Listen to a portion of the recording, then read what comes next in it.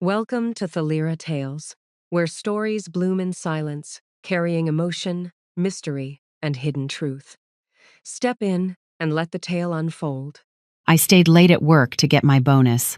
"Where have you been, you idiot? Mom's waiting for her present," my husband screamed, meeting me in the parking lot. He ripped my purse from my shoulder, grabbed the envelope with the check, and drove off. But when he handed it to his mother, she shrieked like a cornered animal. Emily Bishop stood before the vast panoramic window of her 17th floor office, watching the first lights of Denver begin to sparkle in the deepening twilight. The city was slowly settling into a Friday evening, anticipating rest meetings with friends and family dinners. But for Emily, this evening was just another step in the endless marathon called Get Everything Done. Her hands ached slightly from hours at the computer, and her eyes felt the familiar strain of intense focus. The quarterly report she had just submitted was a true monster. Hundreds of pages, thousands of figures, cross-references, and profitability analyses for multiple properties. But she had done it as always flawlessly.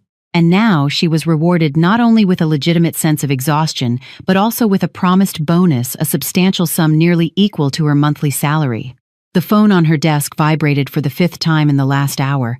The screen lit up again, Ethan. Emily sighed and ran a hand over her face. Her love. Once that word had filled her soul with warmth and tenderness. Now it just sparked a dull irritation mixed with guilt. She knew why he was calling. Today was his mother Brenda's birthday. 60 years old. A serious milestone demanding an appropriate approach, and more importantly, an appropriate gift. "Yes, Ethan, I'm here," she answered, trying to keep her voice calm. Where are you?" His familiar, petulant baritone came through the line. "We agreed you'd be here by 6. Mom's got all the guests here, the table's set, and you're missing. What am I supposed to tell her?" "I'm finishing up, Ethan. Just have to print the last section of the report and get it signed by my boss." "I told you this was the deadline. Always your work." A note of hurt crept into his voice. "Your work always comes first, but Mom's 60th birthday only happens once. She's waiting, she's getting anxious." Emily closed her eyes. She could picture it perfectly. Brenda, in her best burgundy dress, sitting at the head of the table in their small 2-bedroom apartment, dramatically pressing a hand to her heart and casting suffering glances at her son.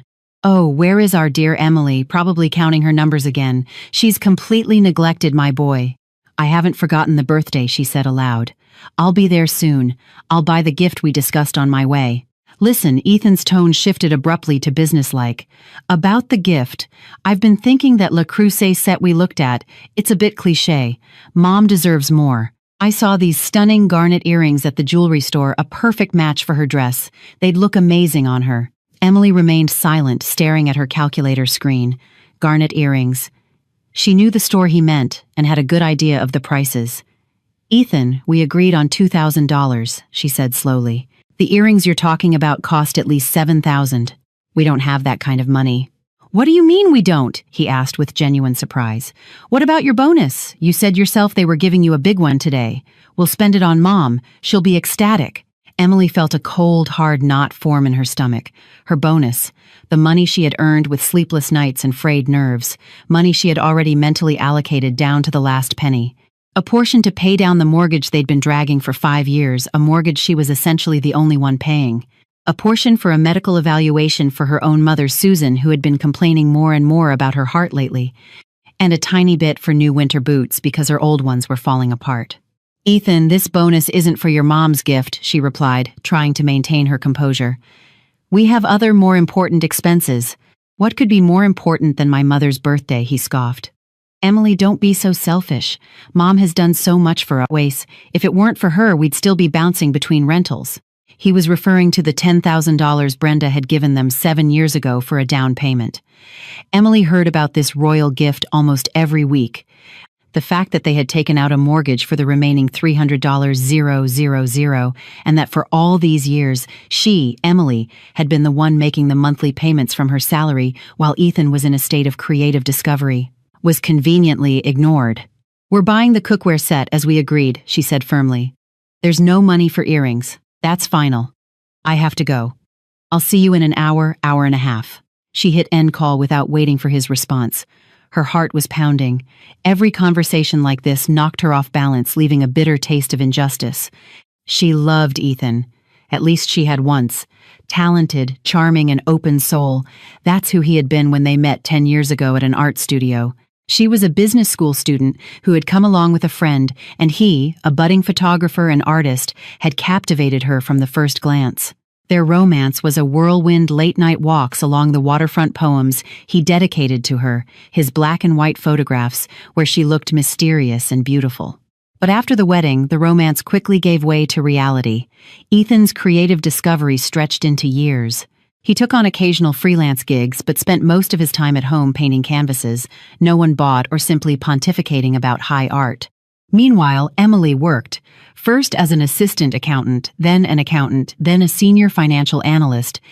She carried the family, the mortgage paid for his art supplies, and silently endured her mother-in-law's reproaches that she wasn't inspiring her husband enough to achieve greatness.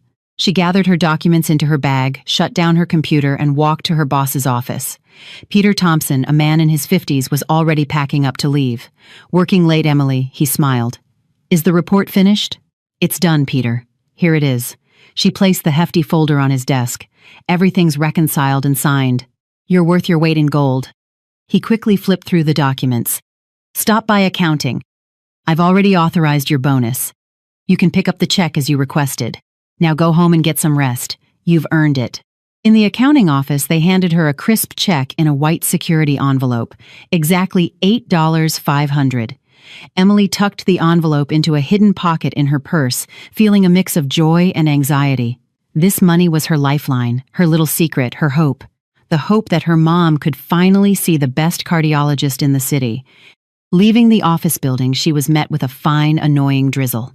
She had to hurry, first to the mall for the cookware, then across town for the birthday party. She pictured herself walking into the apartment, all eyes turning to her Brenda, sizing her up from head to toe, and Ethan standing beside her with a guilty yet demanding smile. "Just have to get through this evening," she told herself, hailing a cab. "Just get through it." She didn't know yet that this evening would be the point of no return, after which her life would never be the same. She had no idea that she wouldn't have to get through anything anymore. The taxi crawled through evening traffic, and Emily stared glumly at the rain-blurred city lights. Droplets trickled down the glass, merging into crooked paths that looked like tears. She felt incredibly tired, and it wasn't just from the stressful workday. An invisible weight of responsibility pressed down on her shoulders, a burden she had been carrying for years. Responsibility for her husband, for their home, for the mortgage, for the fragile semblance of well-being she worked so hard to maintain. Her phone buzzed again. This time a text message. A dozen question marks from Ethan. Then a short, "Are you kidding me?" Emily sighed and started typing a reply. "On my way. Traffic. Got the gift." She deliberately avoided specifying which gift to prevent another round of arguments. Better for it to be an unpleasant surprise for him in person than a fight over the phone. She leaned back in her seat and closed her eyes, trying to banish the negative thoughts. Another evening, almost 10 years ago, surfaced in her memory. It was raining then too, but it had seemed romantic. She and Ethan had run under one umbrella laughing as he recited a poem he'd written about the raindrops on her eyelashes. He was so alive then, not the apathetic, perpetually dissatisfied man who now demanded her money for expensive gifts for his mother, but an enthusiastic youth who believed in his great future and their shared love. Where had it all gone? When did his creative discovery turn into plain laziness and her love into habit and a sense of duty? Maybe it all started after the wedding when they moved into this condo. Brenda had taken them under her wing from the very beginning. She would visit almost every day, bringing casseroles and offering valuable advice. "Emily, dear, that's not how you fold shirts. First the collar, then the cuffs, then the sleeves. Or Ethan doesn't like quinoa. It gives him heartburn. You should make him mashed potatoes the way I do." At first, Emily tried to argue to defend her boundaries, but Ethan always sided with his mother. Mom means well. She's more experienced. She knows best." And Emily would give in. It was easier to agree than to listen to his whining and see the hurt look on her mother-in-law's face. Gradually, Brenda became the de facto mistress of their home. She would show up unannounced while they were at work, rearrange the furniture, go through their closets. Emily would find her blouses hung on the wrong hangers and her pots and pans arranged in the correct order according to Brenda. When she complained to Ethan, he would just wave it off. "What's the big deal? Mom's bored in retirement. She's just finding things to do." He didn't see it as an invasion of their personal space. To him, it was care. Then came the financial demands. At first, it was small requests. Son, could you pick up Mom's blood pressure pills? Mine ran out. Emily dear, my boots have a hole in them. Could you lend me a couple hundred until my social security check comes? Emily never refused, but over time the requests became more frequent and insistent, and the sums grew larger.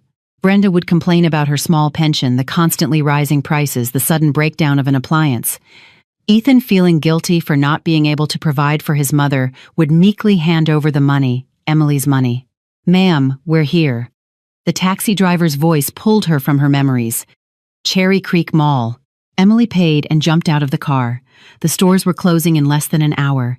She quickly found the kitchenware department and picked out the very Le Creuset set Brenda had once mentioned wistfully. Classic, a bit old-fashioned in a beautiful cerise color. $2.200. Packed in a huge, heavy box, she grunted as she hauled it to the exit. While she waited for another taxi, her phone vibrated again. This time it was her mother, Susan. Emily, honey, am I calling at a bad time? Her voice sounded as always quiet and a little apologetic. No, Mom, it's fine. I just left the store. How are you feeling? Oh, getting by. My heart's been acting up again, blood pressure's all over the place. The doctor at the clinic says it's just age, gave me some pills, but they don't do much. Emily felt a pang of anxiety. She knew her mom never complained for no reason. Mom, I told you need a full workup. A Holter monitor, an echocardiogram, a consultation with a good cardiologist. I made you an appointment at that private clinic for next week, remember? I remember, honey, her mother sighed. But it must be so expensive. I feel bad putting you out. You have the mortgage and your own worries. Mom, don't be silly, Emily said firmly. Your health is the most important thing. I'll find the money. I just got my bonus today, so we'll cover everything, don't you worry. Thank you, sweetheart. You're such a good daughter. She could hear the tears in her mother's voice. They talked for a few more minutes.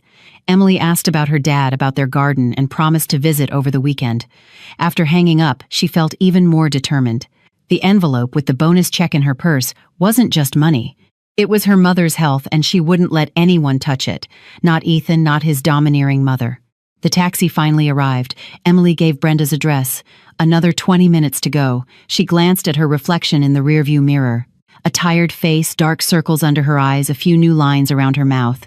What happened to the carefree girl Ethan used to paint in his portraits? She had dissolved into endless reports, mortgage payments, and attempts to please everyone but herself. No, she thought, gripping the strap of her purse where the envelope lay. Enough. Today she wouldn't let Ethan push her around. The cookware set was a perfectly respectable gift. Brenda could buy her own earrings if she stopped draining money from her son's family. This thought gave her strength. She even sat up a little straighter. She was going to this birthday party not as a guilty schoolgirl, but as an independent adult who had a right to her own money and her own opinion. As she neared her mother-in-law's building, she saw a familiar figure at the entrance, Ethan. He was standing in the rain without an umbrella, shifting nervously from foot to foot, peering into every approaching car.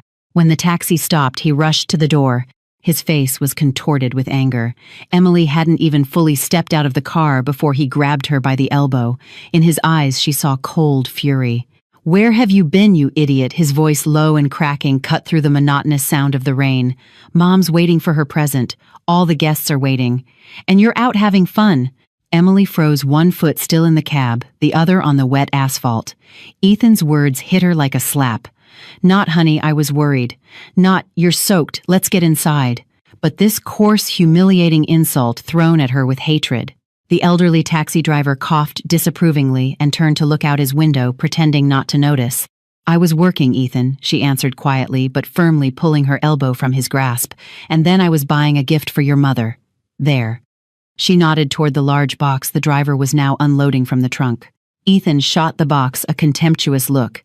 "That's your gift. That junk I told you, the earrings. I promised Mom a surprise. And I already told you we don't have money for earrings." Emily straightened up, feeling a cold anger begin to replace the initial shock. "And stop yelling at me." He wasn't listening. His eyes darted frantically over her face. Her clothes then settled on her purse. The purse where the envelope was. "Where's the bonus?" His tone became wheedling and threatening. "You got it. Hand it over." "I'm not giving you the money," she snapped, clutching the purse tighter. "It's for something else."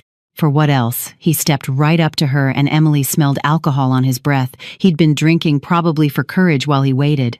For what more clothes for you, outings with your friends? My mother has waited 60 years for this day, and you're being cheap over a piece of paper. That piece of paper is my mother's health, she finally screamed, unable to hold back. She needs a full medical evaluation, Ethan. A serious one. And you want to spend it all on another one of Brenda's whims. The mention of her mother seemed to push him over the edge. Don't you dare talk about my mother like that, he roared, his face twisting. She's a saint, and your mother is always complaining, always sick. Maybe she just needs more attention.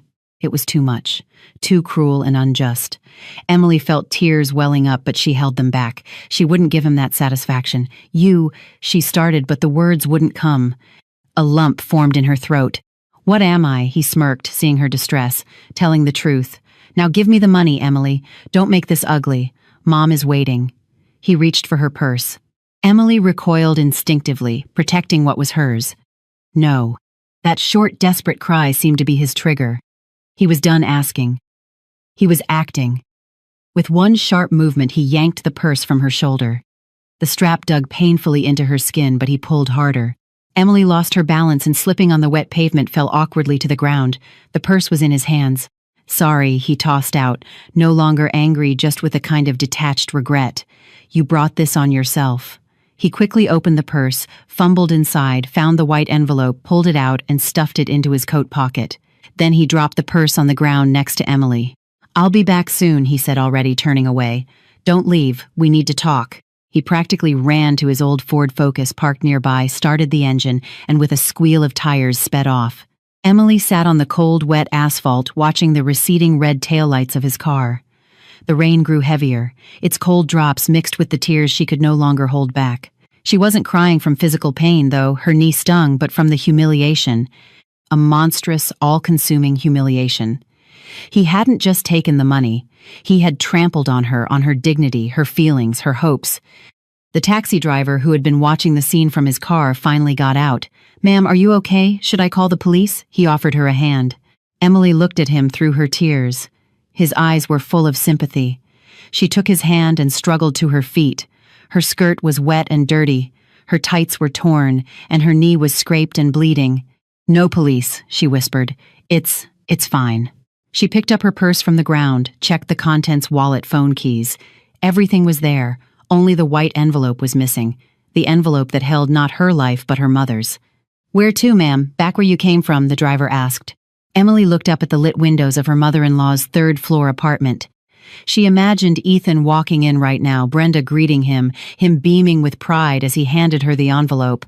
And something inside her broke for good. The Emily who had endured, forgiven, and hoped for years died right there on that wet asphalt under the cold October rain. Take me. She gave her parents' address. Please. She got into the back seat. The box with the cookware set remained by the building's entrance, solitary and unwanted, just like her attempts to build a family with that man. As the car drove through the night city, Emily stared out the window, but saw nothing. The same image replayed in her mind, Ethan's face twisted with rage, his hand ripping her purse away, and the phrase tossed onto the ground, "You brought this on yourself." No, she wasn't to blame. She was only to blame for one thing, for letting him treat her this way for far too long. When the taxi stopped at her parents' house, she suddenly remembered what was actually in that envelope. She had been in such a rush leaving work. A faint, almost crazed smile touched her lips. Yes, that was it. She took out her phone and called Ethan's number. He didn't answer. So she sent a short text. Hope your mom enjoys my gift. It's from the heart. After sending it, she felt a strange, wicked satisfaction. She didn't know how this night would end, but she was sure of one thing. Brenda's 60th birthday was about to become unforgettable for everyone involved. The door to her parents' apartment was opened by her mother. Seeing Emily on the doorstep, disheveled with torn tights and tear-streaked eyes, Susan gasped and threw her hands up. Emily, what happened? You look terrible. Did you fall? I'm fine, Mom.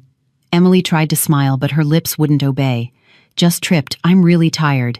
Can I come in? Her father, Bob, drawn out of the living room by his wife's voice, silently studied his daughter with an attentive gaze. He was never a man of many words, but he always saw and understood more than he said. He didn't ask anything, just frowned and pulled his old housecoat tighter around himself. Of course, honey, come in, her mother bustled.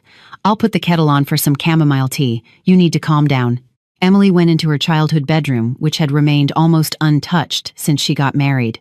The same desk by the window, the same bookshelves with her favorite childhood books, the same bed with the plush comforter. She sat on the edge of the bed and only then felt how badly her hands were trembling. She was home. She was safe.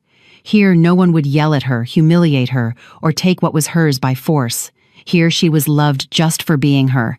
At that thought, tears streamed down her face again. But these were different tears, not of despair but of relief. She sat like that for maybe 10 minutes, until her mother came in with a steaming cup of tea. "Here, drink this, you'll feel better." She sat next to her and gently stroked Emily's hair just like she did when she was a child. "Want to talk about it?" It was Ethan. Emily nodded, taking a sip of the fragrant tea. The warmth spread through her body, slightly calming her inner tremors. And she told her everything about Brenda's constant demands, Ethan's creative search, her bonus, the fight in the parking lot. She spoke for a long time, her words tumbling out, sometimes breaking into sobs while her mother listened in silence, her eyes filled with such pain, it was as if she were living through it all with her daughter. And he just took the money and left. Emily finished feeling empty and exhausted. "Left me sitting on the asphalt. That son of a—" Susan started, but couldn't find the right word. "And are you badly hurt?" "My knee hurts." Emily looked at the scrape. "But that will heal. What's in here?" She pressed a hand to her chest. "Probably never will." Her father came into the room. He silently handed Emily a bottle of hydrogen peroxide and a cotton ball. "Clean that up," he said curtly.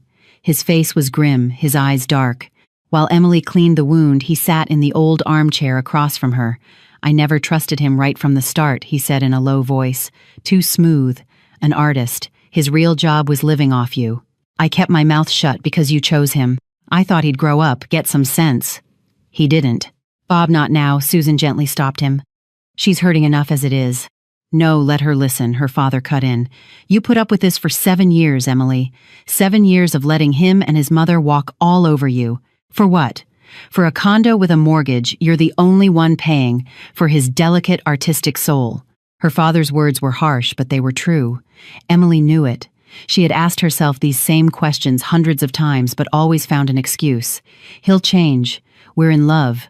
It's just a difficult phase." "I don't know, Dad," she whispered. "I guess I was just scared of being alone, scared to admit to myself that I'd made a mistake." "You will never be alone," Bob said firmly. "You have us. This house is your house, and no one, you hear me, no one gets to hurt you." He stood up and left the room. A moment later, Emily heard him talking to someone on the phone in the hallway. His voice was quiet, but it had a steely edge. Emily finished her tea and looked at her mother. "Mom, what about your evaluation?" He took the money. "Honey, to hell with the money." Susan hugged her. "You're what's important. We'll manage. We'll find it, borrow it. Money isn't everything." But Emily already knew they wouldn't have to borrow. She remembered how she had rushed to pack up from work. Peter Thompson had hurried her so she could make it to accounting before they closed. She had grabbed the first white envelope she saw on her desk. The accountant put the check inside, and she had stuffed it into her purse without a second glance, and on her desk remained a second envelope identical to the first, which contained— She looked at her mother and a spark ignited in her eyes, a spark that hadn't been there for a very long time. "I think I know how we can pay for your evaluation and teach Ethan and his mother a lesson." She told her mother about the 2 envelopes, about how the one left at work contained the referrals for the tests and the consultation with the cardiologist, which she had printed out that afternoon to give to her.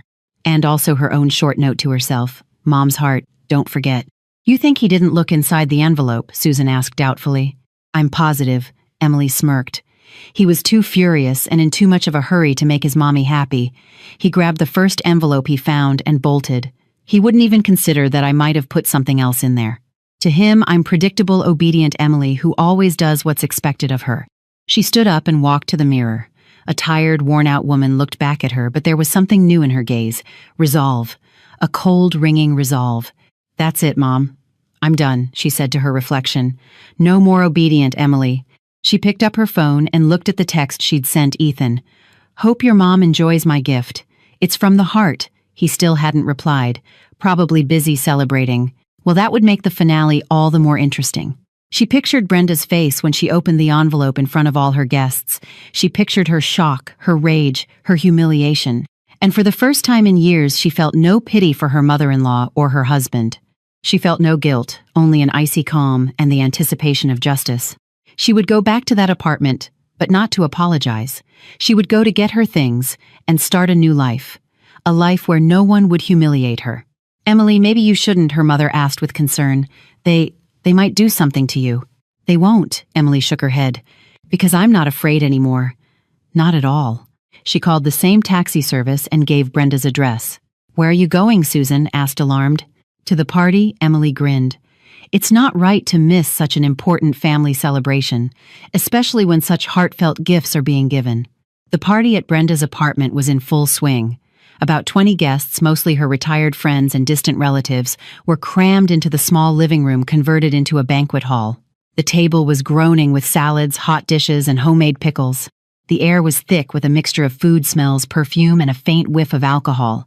The birthday girl herself, radiant in that same burgundy dress, presided at the head of the table like a queen on her throne.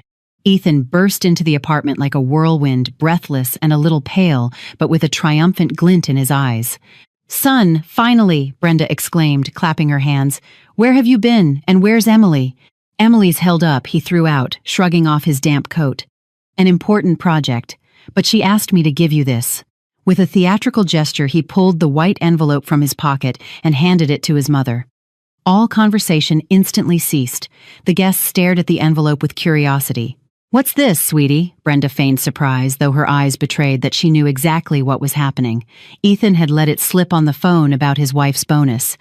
"This, Mom, is a small but very sincere gift from Emily and me," Ethan announced with pathos. "She worked very hard to make you happy on this day." Brenda slowly took the envelope. She turned it over in her hands, savoring the moment and the rapt attention of her audience. "Oh, my dears, you shouldn't have," she said, but her fingers were already impatiently tearing at the paper. "I know how hard things are for you right now." She peered inside. For a second, her face froze in bewilderment. She had expected to see a thick stack of crisp bills, or at least a check. Instead, there were a few folded sheets of paper. She pulled them out. The first was a referral form for a 24-hour Holter monitor from an expensive private clinic. The second was a referral for a consultation with a renowned professor of cardiology. The third was a crumpled, sticky note in Emily's hurried handwriting. "Mom's heart, don't forget." "What is this?" Brenda whispered, her confused gaze shifting from the papers to her son. The guests, not understanding what was happening, began to whisper among themselves. Ethan, who had been expecting tears of joy and gratitude, was just as clueless. He leaned over to his mother. "Mom, what is it? Is the check there?" "What check?" Brenda suddenly shrieked, her beatific expression transforming into a mask of rage. "What the hell check?" She threw the papers onto the table. "These are doctor's referrals. Is she mocking me? Does she think I'm a sick old woman?" Ethan grabbed the papers. His eyes scanned the lines. "Holter monitor, cardiologist, mom's heart." It slowly began to dawn on him. Emily had tricked him. She had slipped him the wrong envelope. It's some kind of mistake," he stammered, feeling his face flush crimson. "Emily must have mixed up the envelopes." Mixed up, Brenda's voice rose to a falsetto. "She did this on purpose. On purpose to humiliate me. In front of everyone." She cast a crazed look around the room. You see what kind of snake my son has warmed on his chest. I gave her a home, my soul, and she gives me doctor's papers, hinting that it's time for me to die." One of her friends, a heavy-set woman in a sparkly blouse, patted her hand sympathetically. "Brenda, calm down. Maybe it really was a mistake." What mistake? The birthday girl raged on, and the note, "Mom's heart." She means her mother. Her own. She spent her husband's bonus on her mother and fobbed me off with this charity. She pointed a trembling finger at the referrals. Ethan wanted the floor to swallow him whole. He stood in the middle of the room, red sweating, not knowing what to say. Everyone was staring at him. Some with pity, some with undisguised curiosity, and some with poorly concealed glee. He felt like a complete and utter idiot played for a fool by his own wife. I'll call her right now," he mumbled, fumbling for his phone. "I'll sort this out." "Don't you dare call anyone," Brenda snapped. "I don't even want to hear her voice. Get out of here, and don't come back without the money. Do you understand me?" "Mom, but the guests." "The guests understand." She turned to the room again. "They understand what it's like to raise a son only to hand him over to such an ungrateful monster." She clutched her chest dramatically and began to breathe heavily. "Oh, I feel faint. My heart. Get me my pills." Her friends immediately started fussing over her. Someone ran for water, another for a first aid kit. Ethan stood there paralyzed with indecision. Part of him wanted to rush to his mother to comfort her, but another part wanted to run from this apartment, from this shame, as far away as possible. At that exact moment, the doorbell rang. A short, insistent buzz. Everyone froze. "Who could that be?" Brenda wheezed. One of the distant relatives sitting near the door went to open it. A second later, she returned with a frightened look on her face. "Brenda, it's Emily." Standing in the doorway to the living room was Emily. Calm, composed, her hair damp from the rain, but her back was straight and her gaze was steady. There was no trace of her earlier tears. She slowly scanned the room, the bewildered guests, Ethan crimson with shame and anger, and her mother-in-law faking a heart attack. "Good evening." Her voice sounded surprisingly even and loud in the sudden silence. "Brenda, happy birthday. It seems I've come at a bad time. You're not looking well. Perhaps you should use my gift and see that cardiologist after all." Brenda, forgetting her attack, sat bolt upright in her chair and stared at her daughter-in-law with eyes full of fury. "You," she hissed. "How dare you show your face here?" "I came to get my things," Emily replied just as calmly, her eyes fixed on Ethan. "And my husband. We need to talk. It seems we've had a small misunderstanding about the family budget." Ethan flinched as if he'd been struck. He looked at his wife and didn't recognize her. Where was the quiet, compliant Emily who always agreed to everything? Before him stood a strange, cold, unfamiliar woman. "Talk," Brenda sneered slowly, rising from her chair. "Oh, you want to talk? Let's talk right here in front of everyone. Let everyone know what you really are." She advanced on Emily, her eyes burning with a malevolent fire. The birthday party was hopelessly ruined, and now she wanted only one thing: revenge. Revenge for her public humiliation. "So, what is it you want, dear daughter-in-law?" Brenda stood almost nose to nose with Emily. She smelled of hairspray and heart medication. "Want to explain yourself? Want to tell everyone how you tricked my son and stole his money?" Emily met her gaze without flinching. She had expected this attack and was ready for it. "I didn't steal anything, Brenda. I simply used my bonus as I saw fit, specifically for my mother's health. I believe I have that right." "Your bonus," her mother-in-law laughed theatrically. "My dear, everything you earn while married is community property. My son's money. He allows you to work, and you." "Allows me?" Emily raised an eyebrow slightly. "I'm sorry, but it seems to me that I'm the one who has been supporting your son and our entire household for the last 7 years, while he's been finding himself creatively." A tense silence fell over the room. The guests, forgetting their food, watched the unfolding drama with fascination. They'd never seen anything like this at a birthday party. You're lying," Brenda choked with indignation. "My Ethan is a talented artist. He's just having temporary difficulties. And you, instead of supporting your husband, you hold a piece of bread over his head." "I'm not holding anything over his head," Emily replied in an even voice. "I'm merely stating a fact. And the fact is, the money you were so eager to get was earned by me. And I decided to spend it on my mother, not on your garnet earrings." "Ah, so you know about the earrings, too." The mother-in-law turned to Ethan, who had been standing with his head hung low. "Son, do you hear her? She knew everything and still did it her way. She has no respect for you or for me." Ethan finally lifted his gaze from the floor. "Emily, why?" His voice trembled. "Why create this whole circus with the envelope? You could have just said you wouldn't give me the money." "I did say that," Emily reminded him. "But you wouldn't listen. You were ready to rip my purse from my hands just to please your mother. So I decided to give you both a practical lesson. A lesson that my boundaries, my money, and my family are not things you can trample on without consequences." She shifted her gaze to Brenda. "And speaking of gifts, I didn't come empty-handed either." She nodded toward the hallway. "There's a box by the door. It's the Le Creuset set. The one you once said you dreamed of. You can consider it my parting gift." Her mother-in-law was stunned for a moment. Cookware. She really had once said she wanted a set like that, but now the gift felt like a mockery, a handout. "I don't need your handouts," she spat. "Take your junk and get out of my house." "With pleasure," Emily nodded. "As soon as I collect my things from your second apartment. And my husband, Ethan, we're leaving." She turned to him. There was no request in her voice, only a command. Ethan hesitated. He looked from his mother, her face contorted with rage, to his wife, cold and resolute. He didn't know what to do. "You're not going anywhere with her," Brenda declared imperiously. "You're staying here with your mother." "Mom, stop it," Ethan mumbled. "I said you'll stay." She grabbed his arm. "If you leave with this trash now, you can forget you have a mother." It was her signature move: blackmail and ultimatum. It had always worked. But tonight something was different. Perhaps it was the dozens of pairs of eyes fixed on him. Perhaps it was the humiliation he had endured half an hour ago. Or perhaps it was the look in Emily's eyes where for the first time he saw not love and forgiveness but cold contempt. "Mom, let go." He gently freed his arm. "Emily and I really do need to talk." "Oh, talk," Brenda shrieked. "Fine, go to your precious wife. But remember this, you're both banned from my house and her foot will never cross the threshold of the condo I gave you." Actually, Emily interjected, that condo was bought with a mortgage that's not yet paid off, and I'm the one making the payments. So legally it belongs to me just as much as it does to Ethan. Maybe more. It was a blow below the belt. Brenda had always considered that condo hers merely on loan to her son. The thought that this upstart could lay claim to it was unbearable to her. "Out," she screamed, losing the last shreds of her self-control. "Both of you out." She suddenly grabbed a plate of potato salad from the table and hurled it in Emily's direction. Emily managed to jump aside. The plate shattered against the wall with a crash, leaving a greasy yellow smear on the wallpaper. The guests gasped. The birthday party had officially devolved into a farce. At that moment, an elderly, elegant-looking woman who had been sitting quietly in a corner approached Emily. It was Brenda's cousin Zena, whom Emily had only met a couple of times.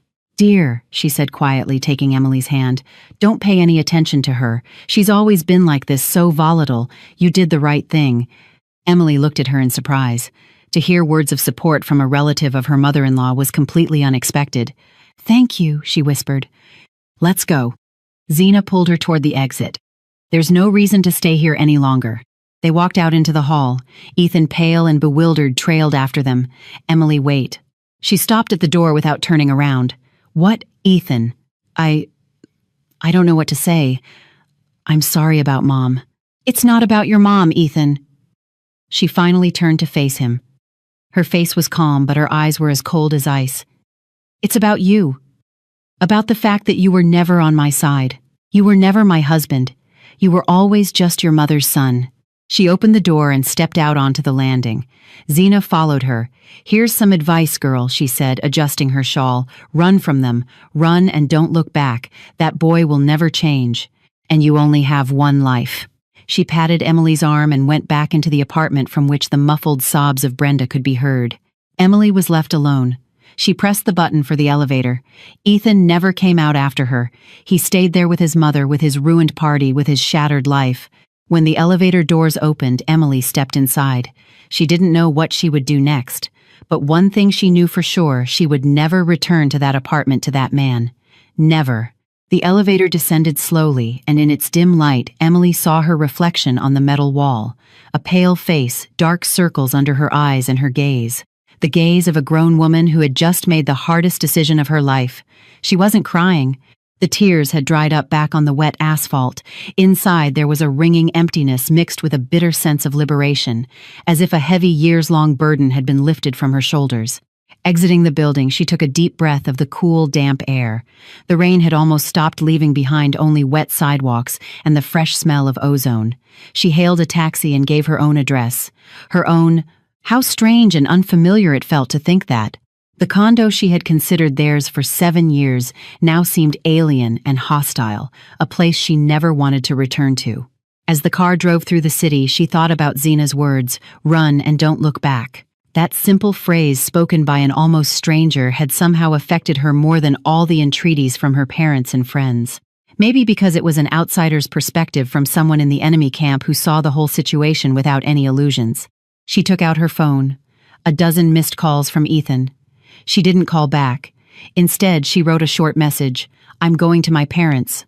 I'll come for my things tomorrow. I'll leave the keys in the mailbox." She knew this wasn't the end. There would be a divorce, a division of assets. The mortgaged condo bought during the marriage, it was a complicated issue, but she didn't want to think about that now. Right now, she just needed to be home in her old room where everything was familiar. When she walked into her parents' apartment, her father and mother were sitting at the kitchen table silently drinking tea. They were waiting for her. "Well," her father asked curtly. "It's over," Emily answered just as curtly, taking off her coat. "This is the end." Her mother silently stood up, walked over and hugged her tightly, and Emily, burying her face in her mother's shoulder, finally allowed herself to relax. She stood there holding her mother and felt the tension slowly release its grip. "You did the right thing," her father said from the table. "It was long overdue." "I'm not staying long," Emily said, pulling away from her mother. "I need to pack my things. I'm going to the condo tomorrow. Dad, can you come with me?" "Of course," Bob answered without hesitation. "What time?" "Around noon. I don't think they'll be home. I don't want to see either of them again." But she was wrong. The next day, when she and her father drove up to her building, Ethan's Ford Focus was in the parking lot. "Damn it," Emily muttered. "He's home." So what, her father shrugged. "It's your home too. For now, at least. Let's go." They went up to her floor. With a sinking heart, Emily put the key in the lock. The door opened. The apartment was quiet. Ethan's things were scattered in the entryway. A mountain of dirty dishes sat in the kitchen sink. Apparently, no one had bothered to clean up after yesterday's party. The sound of a TV came from the living room. They went in. Ethan was sitting on the sofa in an old bathrobe watching some TV show. A bottle of brandy and a half-empty glass sat on the coffee table in front of him. He looked terrible. A swollen face, red eyes, and several days' worth of stubble. "Emily," he started when he saw them. "You're here. And why is he with you?" He gave Bob a hostile glance. "I came for my things," Emily said calmly. "My dad is here to help me," she added, seeing her father clench his fists. "Your things." Ethan slowly got up. "Are you serious? You're leaving over some stupid fight?" "It wasn't a stupid fight, Ethan," Emily shook her head. "It was the last straw. I'm tired. Tired of being just a wallet and a free maid for you and your mother." "Don't say that." He took a step toward her. He reeked of brandy. "I love you, Emily. I wasn't myself yesterday. Mom, she was so upset." "Your mother was upset because her plan to drain me of money failed," she retorted. "And you were upset because you couldn't please her. There's just no room for me in that equation." "Listen," Bob intervened, stepping between them. "My daughter came to get what belongs to her. Don't get in her way." Ethan glared at his father-in-law. "And you stay out of our business. We'll sort it out ourselves." "I'm already in it," her father replied calmly. "I got in it the day my daughter married you. So here's how it's going to be. You sit here and stay out of the way, and we'll pack up quickly and leave." Emily went to the bedroom, her father behind her. She opened the closet and began taking out her clothes, bags, shoes. Her father silently packed everything into large boxes they had brought. After about half an hour, Ethan appeared in the doorway. He was less aggressive now, more lost and pathetic. "Emily, maybe you'll reconsider," he asked. "Where will you go? This is our home." "I'll stay with my parents for a while," she answered, not looking at him. "And then I'll file for divorce and we'll divide our home." "Divorce." He turned pale. "You want a divorce, but why?" Emily stopped what she was doing and looked him straight in the eye. "Because I don't love you anymore, Ethan. I don't know when it happened. Maybe yesterday, maybe years ago. The love is dead. All that's left is habit and pity. And I don't want to live like that." At that moment, her phone rang. The screen displayed Brenda. Emily declined the call, but her mother-in-law immediately called back. "Don't answer it," her father said. But Emily answered and put it on speaker. "You bitch," the shrill voice of her mother-in-law shrieked through the phone. "You actually showed up, decided to clean my son out completely. It won't work. I won't let you. This condo is mine. I gave it to my boy." "Good afternoon, Brenda," Emily said in an icy tone. "First, your son's name is Ethan. And second, you didn't give him the condo. You only gave him a small fraction of the money for the down payment. I paid for the rest. So don't worry, I won't leave your precious boy destitute, but I won't give up what's mine either." "You'll regret this," her mother-in-law screamed. "I'll go to court. I'll prove you're a fraud." "Good luck with that," Emily smirked and hung up. She looked at Ethan. He was standing with his head bowed. "You see," she said quietly, "nothing changes. You'll spend your whole life torn between me and her, and I can't do that anymore." They finished packing. As her father carried out the last box, Emily took one last look around the room. Their photos on the wall, her favorite armchair by the window, the books on the shelves. A part of her life was staying here, but she didn't feel any regret. At the door, she turned back. Ethan was still sitting on the sofa, staring at a single spot on the floor.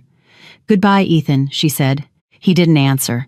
When she and her father got downstairs and were loading the boxes into the car, a taxi screeched to a halt by the building. An enraged Brenda flew out of it. "Stop," she screamed, rushing toward them. "Where are you taking the stolen goods?" Bob silently stepped in front of her, shielding Emily in the car. "Step aside, ma'am," he said calmly, but forcefully. "And don't interfere." "Who are you to tell me what to do?" she screeched. "I'm his mother, and I'm her father." His voice grew harder. "And I won't let you abuse my daughter anymore. Go home, Brenda, and advise your son to get a job. It'll come in handy when he has to pay alimony." With those words, he got in the car, started the engine, and stepped on the gas, leaving Brenda standing in the middle of the parking lot with her mouth open in outrage. The drive to her parents' house seemed endless to Emily. She sat in the passenger seat watching the streets fly by, feeling utterly drained, as if something important had been removed from her, leaving a hollow void inside. 7 years of marriage, 7 years of hopes, compromises, and disappointments had ended like this, packing things into boxes and a shouting match with her mother-in-law in a parking lot. Her father drove in silence only occasionally, glancing at her with sympathy. He understood that any words would be superfluous right now. She needed time to process this, to digest it, to accept it. When they arrived, her mother met them at the door. She silently hugged. Emily looked into her eyes and understood everything without a word.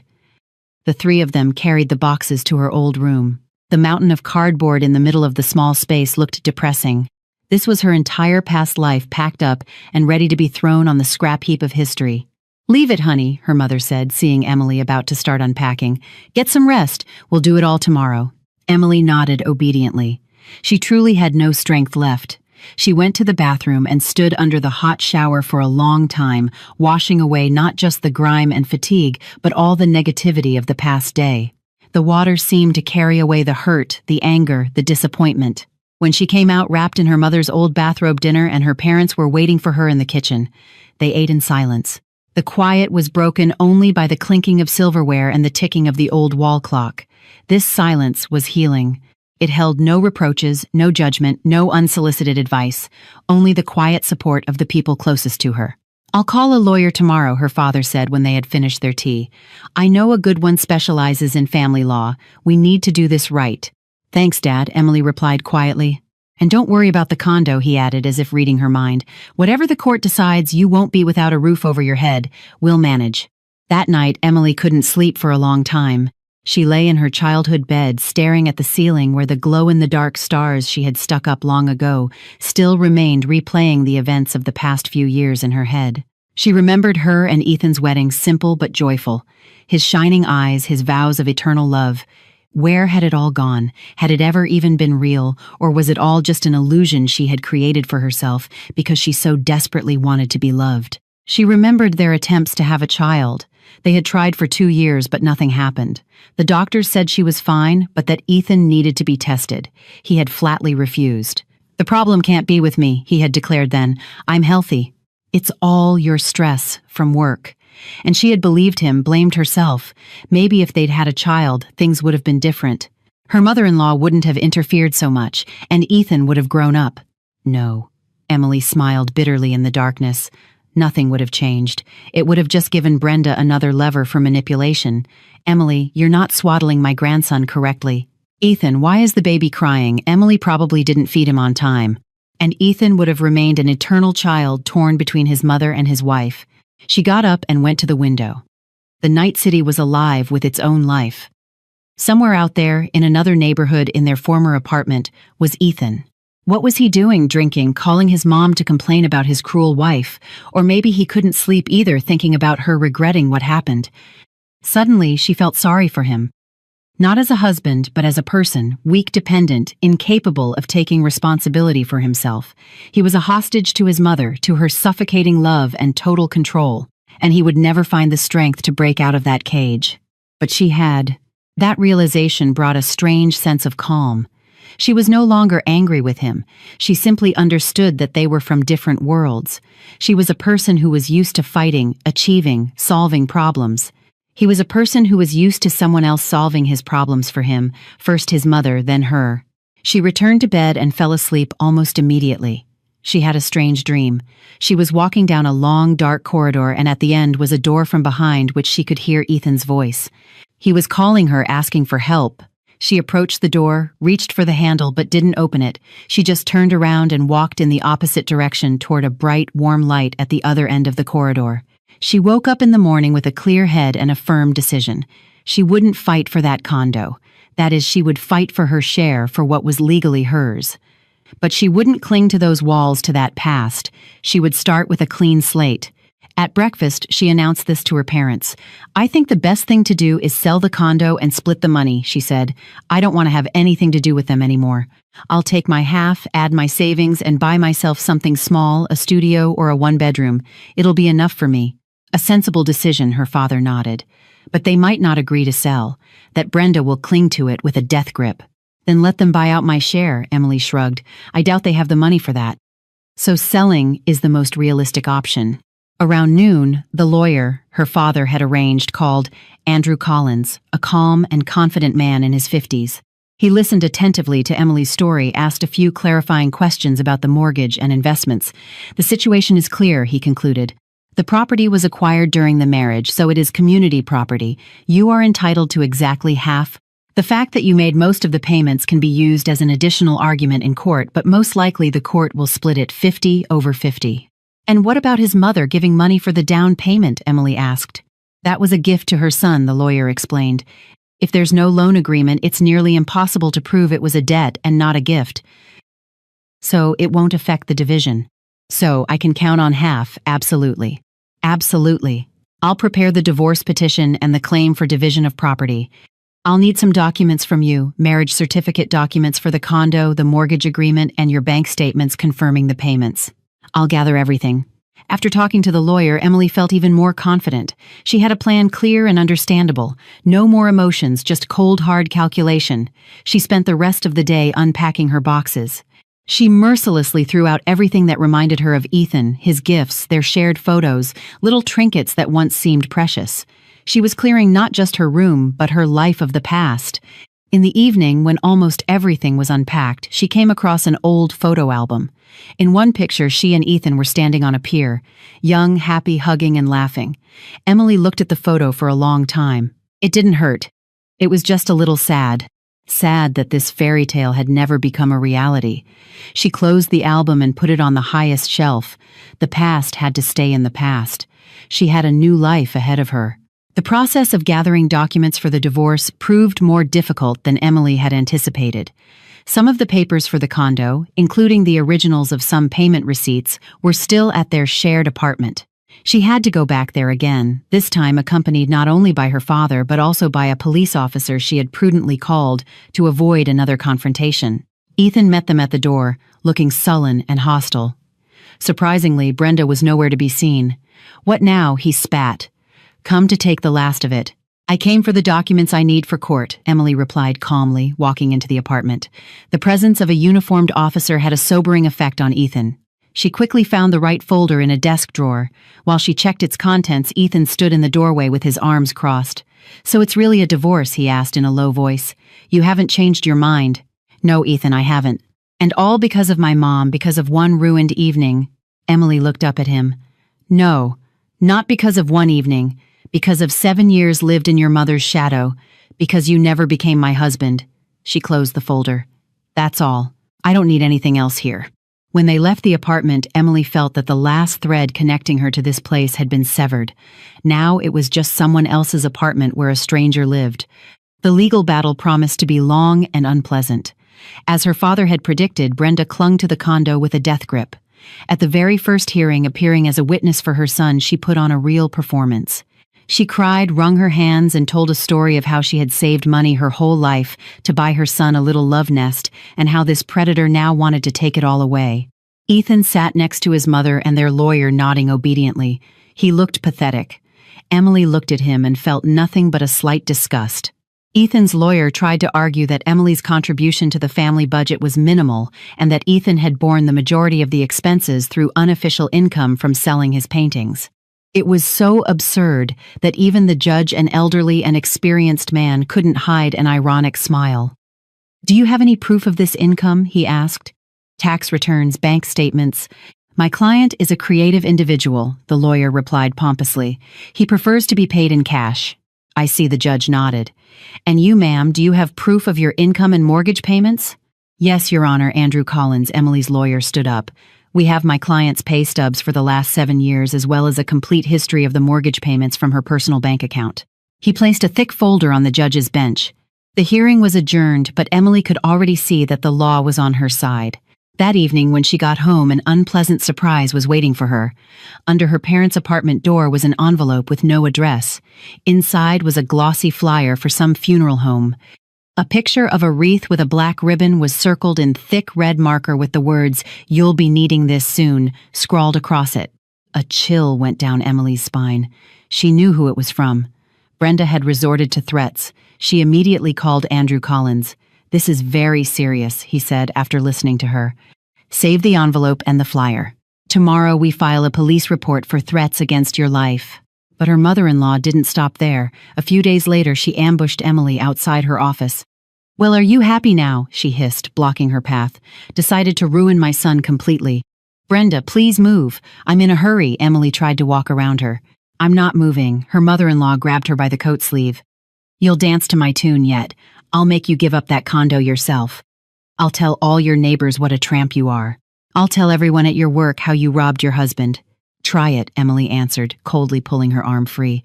"And I'll try to prove in court that you're not only making threats, but also engaging in slander. That's a crime too, you know." She walked away, leaving her mother-in-law muttering curses after her, but inside she was clenched with fear. This woman was capable of anything. The climax came a week later. Emily was coming home late in the evening. The courtyard was dark and empty. As she approached her building's entrance, Ethan suddenly stepped out from around a corner. He was drunk. "There you are," he smirked, stepping toward her. "Ethan, what do you want?" Emily backed away. "I want to talk." He grabbed her by the shoulders. His grip was strong, and his eyes were angry. "Why did you call the cops on my mom? She was just kidding." "Let go of me," Emily seethed, trying to break free. "No, I won't let go." He pulled her closer. The smell of alcohol hit her in the face. "You're going to drop that police report and your claim on the condo. Understand? Never." "Is that so?" His face twisted. "Then I'll make you." He raised his hand. Emily squeezed her eyes shut, waiting for the blow. But the blow never came. She heard a dull thud, then Ethan's choked groan. Opening her eyes, she saw her father. He was standing over Ethan, who was crumpled on the ground, and in his hand was a tire iron. "I told you I wouldn't let him hurt you," her father said, breathing heavily. "Seems the fool doesn't understand words." Ethan moaned, clutching his side. What did you do?" he wheezed. "I warned you," son Bob loomed over him. "You come near my daughter again and you'll have me to answer to. Now get up and get out of here, and I better not see you around here again." Ethan struggled to his feet and limped away, throwing hateful glances over his shoulder. "Dad," Emily rushed to her father. "What did you do? They could arrest you." "They won't," her father shook his head, hiding the tire iron under his jacket. "He started it. Self-defense. Besides, I doubt he'll run to the police, be too ashamed to admit an old man beat him. Let's go home, honey." They went up to the apartment. Her mother, hearing the noise, ran out into the hallway. "What happened?" "Nothing," her father cut in. "Just had an educational chat with our son-in-law. I hope he got the message." That night was another sleepless one for Emily. She worried about her father. What if Ethan did file a report, but her father was as calm as a rock?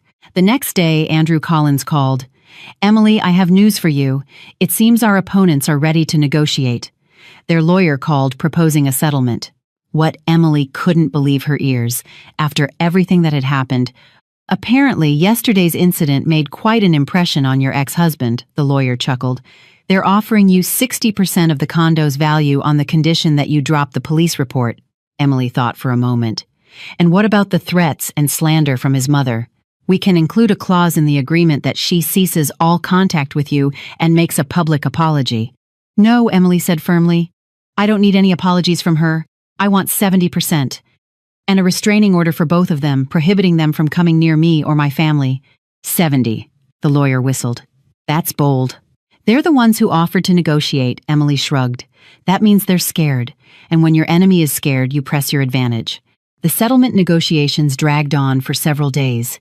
Ethan's lawyer haggled fiercely, trying to lower the percentage, but Andrew Collins, following Emily's instructions, stood his ground. 70%, and not a penny less, he repeated. "Otherwise, we continue with the lawsuit and add charges for assault, threats, and slander. I don't think that would be in your client's best interest." In the end, they gave in. Apparently, the prospect of a criminal record for Ethan and more fines for Brenda seemed worse than losing another 10% of the condo's value. On the day the agreement was signed, Emily met Ethan face to face again in the lawyer's office. He looked even worse than the last time she'd seen him, thinner with a bruise under his eye that he awkwardly tried to hide with his shirt collar. Brenda wasn't with him. "Mom's not feeling well," he mumbled, avoiding her gaze. They signed the papers in silence. When it was all over, Emily stood up to leave. "Wait," Ethan stopped her. She turned around. I wanted to say I'm sorry." He finally looked up at her, and she saw not anger in his eyes, but only endless exhaustion and remorse for everything. "You were right. I'm weak, worthless."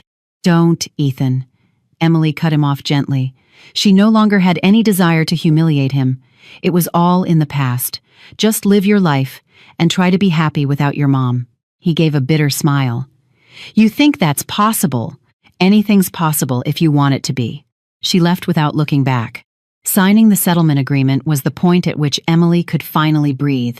The fear, the tension, the waiting for the next blow, it was all over. She dropped the charges with the police, and the nightmare that had lasted for months came to an end. But immediately afterward, apathy washed over her. For all the time the fight was going on, she had been focused, mobilized like a soldier at war. Now that the war was over, her strength abandoned her. She would come home from work and just lie on the couch staring at the ceiling. She didn't want to do anything, not read, not watch movies, not see friends. She lost weight, dark circles formed under her eyes. "Honey, you can't go on like this," her mother said with concern. "You'll make yourself sick. Maybe you should see a doctor." "I'm just tired, Mom," Emily would reply. "It'll pass." But it didn't pass. She felt broken, empty. Victory hadn't brought her joy, only a sense of hollowness, as if along with her marriage she had lost a part of herself. She often cried at night quietly into her pillow so as not to wake her parents. She wasn't mourning Ethan, but her shattered dreams, her 7 lost years. One evening, as she was again lying on the couch staring blankly at the TV, her father came into the room. "Enough moping," he said, turning off the TV. "Get dressed." "Where are we going?" Emily asked indifferently. "You'll see." He drove her out of the city to a small park by a large reservoir. They got out of the car and walked along a path toward the water. The evening was quiet and warm. The sun was setting, painting the sky in soft shades of pink and gold. They stood on the shore for a long time in silence, listening to the lapping of the water and the cries of gulls. "You know, her father broke the silence when your mother got sick all those years ago. The doctors said she didn't have much of a chance. I thought my life was over. I walked around in a fog, didn't see or hear anything.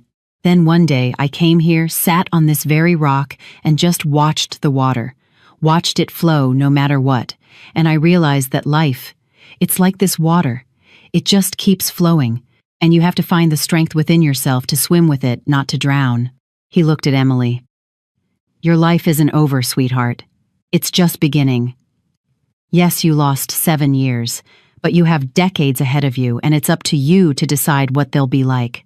You can either sit here feeling sorry for yourself, or you can get up and move forward." Emily looked at her father, and tears welled up in her eyes again. But these were different tears. "Thanks, Dad," she whispered. They sat on the shore until it got dark, and when they drove home, Emily felt the ice in her soul beginning to thaw. The next day, she woke up feeling like she had truly slept for the first time in weeks. She did some stretches, took a contrast shower, and made breakfast for the whole family. "Oh," her mother said in surprise, seeing her in the kitchen. "You're up early." "Decided to start a new life," Emily smiled. After work, instead of going straight home, she went to the gym she had been eyeing for a while and bought a year-long membership. Then she stopped at a bookstore and bought several books she had been wanting to read. In the evening, she called a friend she hadn't seen in almost a year. "Sarah, hi, got any plans for the weekend? Maybe we could go out somewhere." Life slowly but surely was getting back on track. Emily started smiling again, seeing friends making plans for the future. She didn't know what lay ahead, but she was no longer afraid. She knew she could handle whatever came her way. The sale of the condo and the division of the money went surprisingly smoothly. Ethan, apparently under strict orders from his lawyer, caused no trouble. He silently signed all the papers, and a month later her share was deposited into her account. 70% of the market value of their former family nest. The sum was substantial. It was more than enough not only to buy her own place, but also for good renovations and new furniture. The day the money came through, her boss, Peter Thompson, called her into his office. "Emily, have a seat." He pointed to the chair opposite his desk. "I need to talk to you." Emily tensed. Had Brenda finally gotten to her workplace and spread some vile story? I know you've had a difficult time in your personal life lately, her boss began, and I truly appreciate that it hasn't affected your work in any way. On the contrary, your last quarterly report was simply brilliant. Thank you, Peter. Emily exhaled in relief. In light of that, and also the fact that our CFO is retiring, I'd like to offer the position to you. Emily was speechless with surprise. Chief Financial Officer. This wasn't just the next step up the career ladder, it was a leap over several steps. I don't know what to say, she stammered. This is so unexpected. I think it's perfectly expected, her boss smiled. You're the best specialist in our department, responsible, competent, with excellent analytical skills. I'm confident you can handle it. The salary, of course, will be commensurate. He named a figure that made Emily's head spin. I accept, she said firmly, composing herself. Thank you for the trust. I won't let you down. Leaving her boss's office, Emily felt as if she had grown wings. A new position, a new salary, a new life. She immediately called her parents to share the good news. That's my girl, her mother rejoiced. I always knew you were capable. I'm so proud of you, her father said with his usual restraint, but his words carried weight. That evening, they celebrated with a family dinner. As Emily raised her glass of champagne, she thought about what a strange thing life was. Just a few months ago, it had seemed like everything had fallen apart, and now new horizons were opening up before her that she hadn't even dared to dream of. The next day, she threw herself into her new job. There was a mountain of work to do. She had to take over from the retiring CFO, learn her new responsibilities, get up to speed on the company's strategic plans. Emily worked with renewed energy. She loved this feeling of being needed, of making important decisions, of seeing the results of her labor. In parallel, she started looking for a new apartment. She knew exactly what she wanted, bright, spacious, with big windows, and in a new building. After a long search, she found the perfect option, a 2-bedroom condo in a new residential complex being built on the riverbank. The building was scheduled for completion in a year, which gave her time to plan the design and arrange for renovations. She invested almost all the money from the sale of the old condo into the new one without a second thought. This was her place, her fortress, her future. Time flew by. Emily was completely absorbed in her work and the pleasant task of setting up her future home. She hired a designer, and together they planned every detail from the layout to the color of the outlets. She went to home improvement stores picking out tiles, wallpaper, flooring. This creative activity brought her immense pleasure. She had slimmed down and was glowing. Male colleagues started paying attention to her, inviting her for coffee, giving her compliments. Emily smiled politely, but kept her distance. She wasn't ready for a new relationship yet. The wound from Ethan's betrayal hadn't fully healed. One day, leaving the office, she bumped into a man in the doorway. He was carrying a large stack of folders, which scattered across the lobby floor. "Oh, I'm so sorry," they both exclaimed at the same time and rushed to gather the papers. "I'm so clumsy," the man said guiltily, picking up the last folder. He looked up and Emily met a pair of warm, slightly embarrassed brown eyes. The man was tall and broad-shouldered with a pleasant smile and a touch of silver at his temples. "No, it was my fault. I was daydreaming," Emily smiled back. "I don't think I've seen you around here before," he said. "I'm David, from the legal department." "Emily, CFO," she introduced herself. "Ah, so you're the one. The Emily everyone's talking about." He looked at her with interest. "The legend of our office. Came in and sorted out in 6 months what no one could fix for years." Emily laughed, embarrassed. "You're exaggerating." "Not at all. How about I buy you a coffee as an apology for my clumsiness?" Emily hesitated for a second, then nodded. "Why not?" They went to a small coffee shop near the office. The conversation was easy and natural. David turned out to be an interesting conversationalist with a good sense of humor. He talked about his work, a recent trip to the mountains, his dog, a Labrador named Zeus. To her surprise, Emily felt very comfortable with him. For the first time in a long time, she was just chatting with a man, not expecting a catch, not analyzing his every word. "So, have you been divorced long?" he asked unexpectedly. Emily flinched. "Sorry if that's too personal," he added quickly. "It's just I'm divorced too. For 3 years now. I know what it's like." "Almost a year," Emily answered. "And it wasn't easy." "I get it," he nodded. "My ex-wife was also, let's say, a handful. But you know what I've learned? Sometimes a divorce isn't an end, but a beginning, a chance to start over without the old mistakes." His words resonated with her. "Yes," she agreed. "I think you're right." They sat in the coffee shop for almost 2 hours. As they were saying goodbye, David said, "Emily, I really enjoyed meeting you. I'd love to see you again. Not at work, but just for dinner or a movie." Emily smiled. "I'll think about it." "Okay," he smiled back. "I'll be waiting." All the way home, Emily thought about their meeting. She didn't know if this acquaintance would turn into something serious, but she was grateful to David for this evening. He had reminded her that there were other men in the world not like Ethan. Reliable, mature, self-sufficient men. And maybe, just maybe, she was ready to start over. Emily didn't think for long. The very next day, she approached David in the office cafeteria and said, "I'd love to have dinner with you." His face lit up. "Excellent. How about tonight at 7? I know a great Italian restaurant." Their first date was perfect.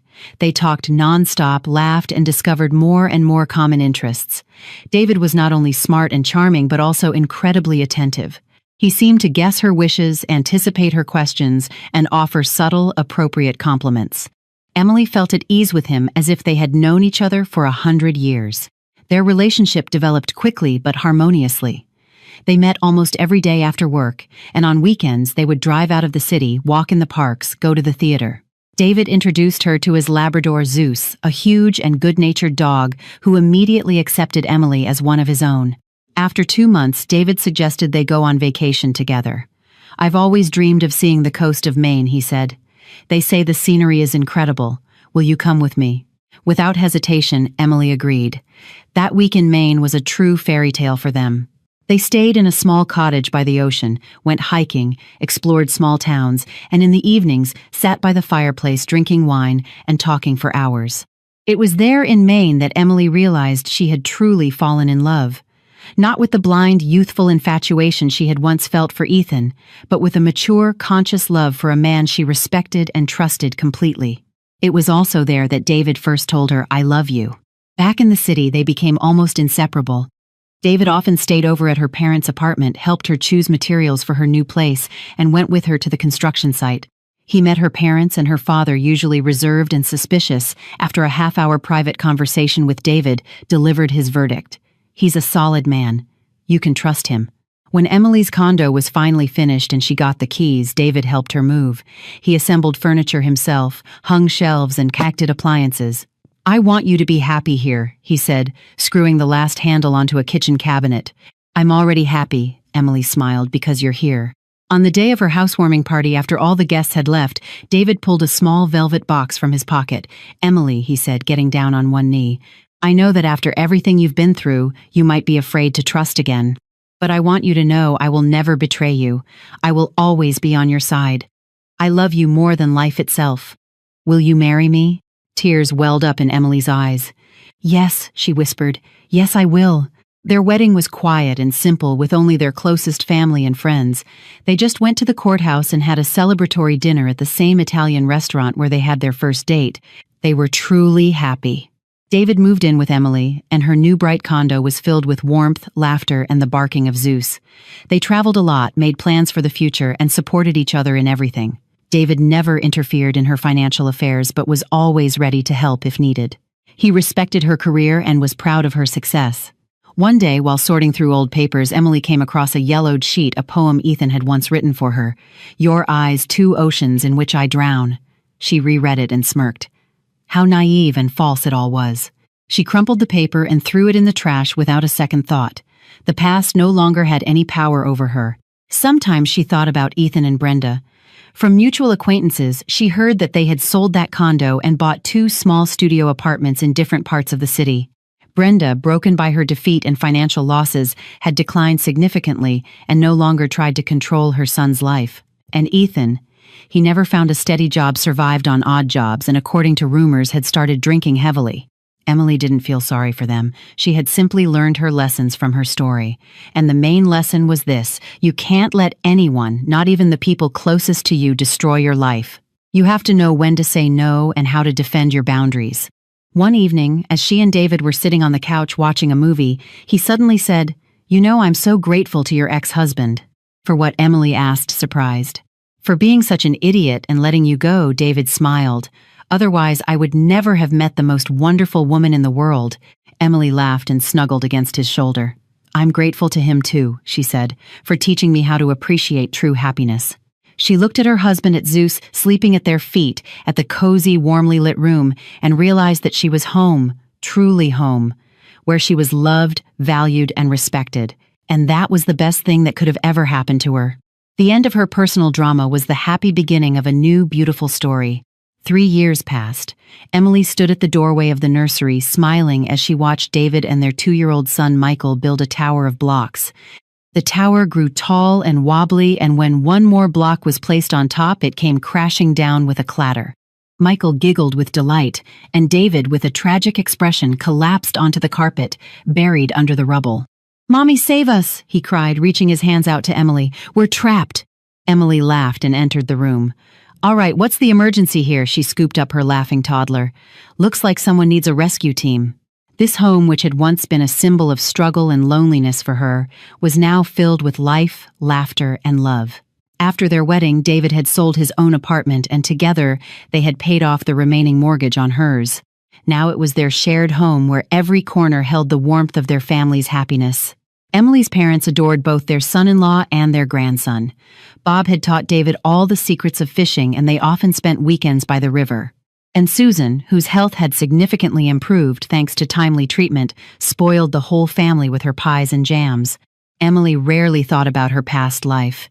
It was like watching an old black and white movie that no longer evoked any emotion. But one day, the past reminded her of its existence. One Saturday, while the family was walking in the park, Emily saw a familiar figure. An elderly woman in an old-fashioned coat sat hunched on a bench. It was Brenda. She had changed a lot. She looked older, thinner. Her hair was much grayer. She was alone. Emily stopped for a moment. Her heart skipped a beat. "Something wrong?" David asked, noticing her pause. "No, it's okay," Emily shook her head. "Just saw someone I used to know." She didn't want to approach, didn't want to stir up the past, but something compelled her. "Stay here with Michael. I'll be right back," she told her husband, and walked toward the bench. "Brenda," she called out softly. The woman looked up. For a second, recognition flickered in her faded eyes, followed by fear and hostility. "What do you want?" she rasped. "Nothing. I just saw you and wanted to say hello. How are you?" "How am I?" She gave a bitter laugh. "As you can see, alone." "My son." She trailed off and waved her hand dismissively. "What about Ethan?" Emily asked cautiously. "What about Ethan?" she mimicked. "Your Ethan drank himself into a stupor, lost his job, lives off my social security. Sometimes he disappears for a few days, then comes back dirty and drunk. I'm waiting for him now. He promised to come. He'll be asking for money." She stared off into the distance, and her gaze held such hopelessness that Emily felt a chill. All her former imperiousness, all her arrogance was gone. In front of her sat a lonely, old, and unhappy woman. "I'm sorry," Emily said sincerely. "You're sorry," Brenda turned her gaze on her, and a spark of the old hatred flared in her eyes. "This is all your fault. If you hadn't left, none of this would have happened. You broke him. You ruined his life." Emily said nothing. She didn't argue. There was no point in trying to prove anything to this person. "Goodbye, Brenda," she said quietly, and walked away. She returned to her husband and son, who were waiting by the fountain. "Who was that?" David asked, putting an arm around her shoulder. "A ghost from the past," Emily replied, leaning against him. "But she doesn't scare me anymore." She looked at her laughing son, at her loving, reliable husband, and realized she was completely and utterly happy. Her past, with its pain and resentment, had made her stronger and wiser. It had taught her to appreciate what she had now. She no longer looked back. Her life was here and now, in her child's smile, in her husband's warm embrace, in the sunlight, playing on the fountain's spray. And it was a beautiful life, a life she had built for herself. That evening, as she was putting Michael to bed, she told him a story about a brave princess who defeated an evil dragon and found her handsome prince. "Mommy, are dragons real?" the little boy asked sleepily. "Sometimes, sweetie," Emily answered, kissing the top of his head. "But they're not so scary. The important thing is to not be afraid to fight them, and then you'll always win." The little boy fell asleep, and Emily sat by his bed for a long time, thinking that her own personal dragon had been slain, and she was grateful to fate for the battle. Because only by going through it had she been able to find her true treasure, her family, her love, her happiness. Thank you for being part of Thalira Tales. If this story touched you, don't forget to like, subscribe, and share. Every tale leaves a trace beyond its ending. pity me. My heart doesn't need your mercy. I can still stand on my own.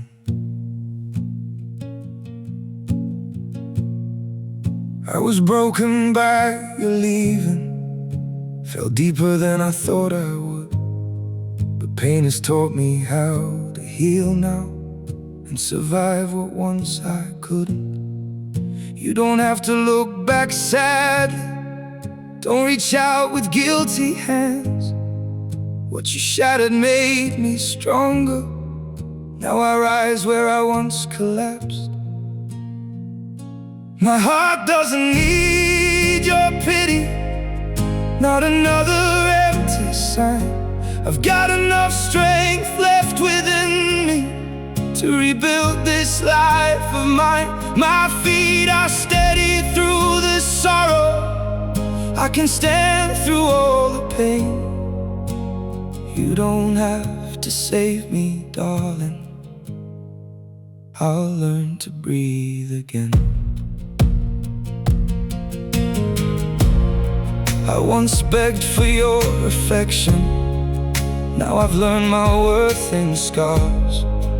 And the man you left in pieces found his own way through the dark. My heart doesn't need your pity, not another empty sign. I've got enough strength left within me to rebuild this life of mine. My feet are steady through the sorrow. I can stand through all the pain. You don't have to save me, darling. I'll learn to breathe again.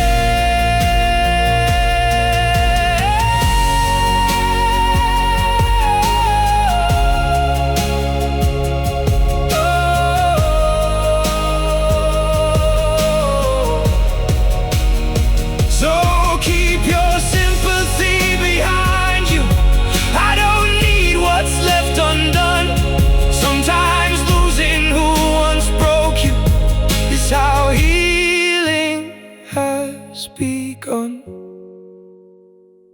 My heart doesn't need your pity, not another empty sign. I've got enough strength left within me to rebuild this life of mine. My feet are steady through the sorrow. I can stand through all the pain. You don't have to save me, darling.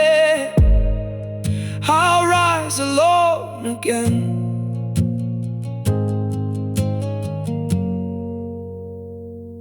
I'll rise alone again.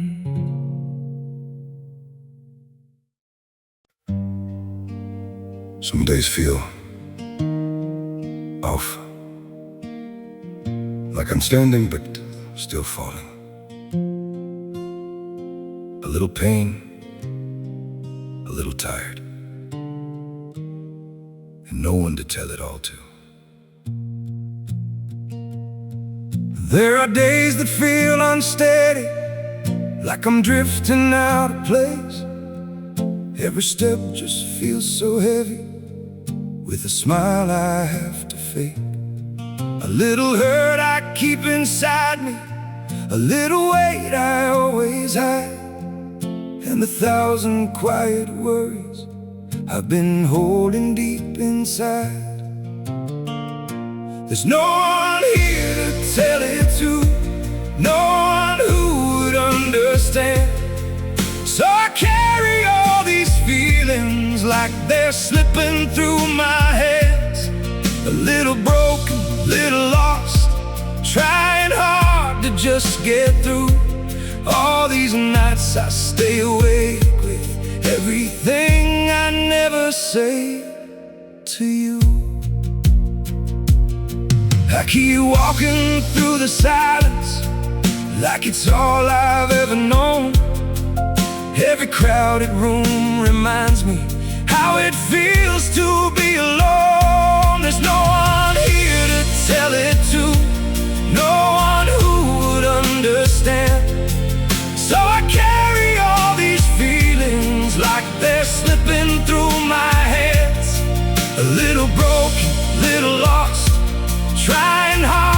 just get through all these nights I stay awake with everything I never say to you.